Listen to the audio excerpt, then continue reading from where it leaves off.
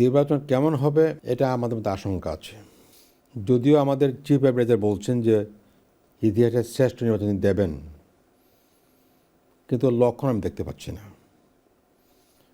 কারণ নির্বাচন কথায় তো শ্রেষ্ঠ হবে না, এটা কাজে হতে হবে। আইনশৃঙ্খলা পরিস্থিতি এখনও কাম্যমানে আসেনি। তারপরে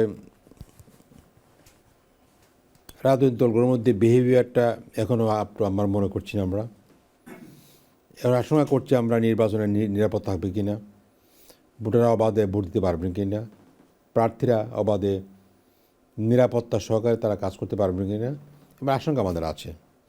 তো আমরা আশাবাদী যদি এগুলো খেয়াল করা হয় এবং যদি রাজনৈতিক পার্টিগুলো, বিশেষ করে বড় পার্টিগুলো যদি সবাই চেষ্টা করে ভালো নির্বাচন করার জন্য, তাহলে নির্বাচন ভালো হবে আশা করছি আমরা।